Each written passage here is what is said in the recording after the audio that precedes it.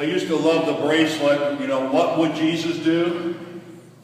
But we also, I wish we had a bracelet that would say, what did Jesus do? What did Jesus do? Not what would Jesus do. Jesus basically turned the world upside down. He shows us that God has a certain dining etiquette. A word that comes from one who has spoken and has broken all the social taboos and teaches his followers that in order to be disciples and faithful disciples, those invited to the table might be different than those we would ordinarily invite at our home table. He insults the Pharisees. They were called the pure ones. They were the ones who believed they did everything right. And he tells them that they need to seek out those of little value. The poor, the crippled, the lame, the blind. Those not of equal status. Those who aren't recognized as having equal status in society. Or those who can just pay us back. It kind of touches something in us, doesn't it? Because we're pretty selective in what we do. But if we are going to do what Jesus did, we cannot be satisfied with a God who asks nothing of us, who demands no change in our values or way of life. And so Jesus today tells us God's way.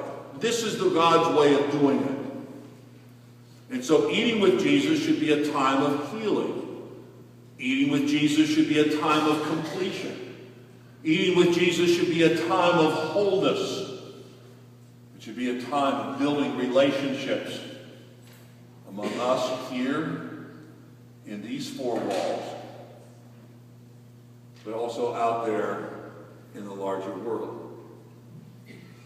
Tax collectors today, and the sinners that Jesus talks about, and those that he kind of turns the world upside down for, they don't have a lot of meaning for us today.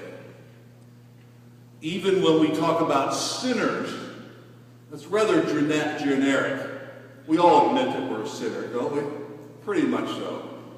Other than those with their halos really bright. But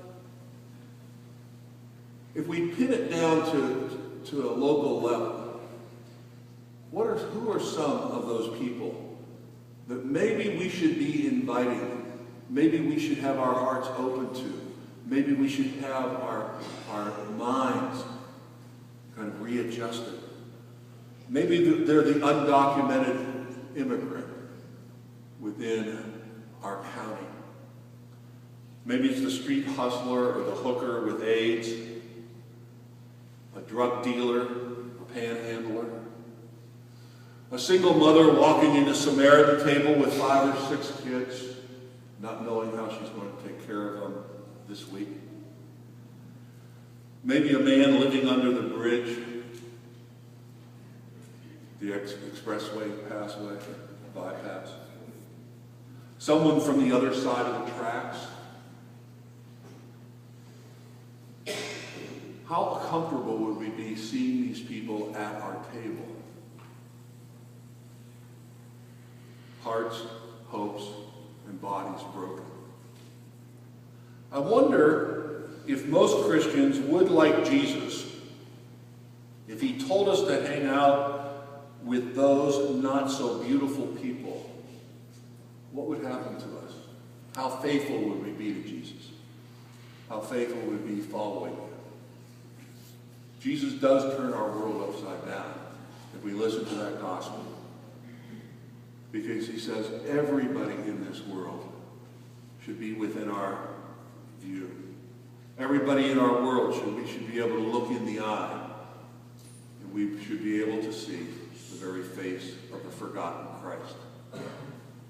This coming week, as you leave here, again I remind you to keep your eyes open and your hearts open to those who may not be so beautiful, but they may be the ones that should be invited invited and are invited to the banquet of the Lord.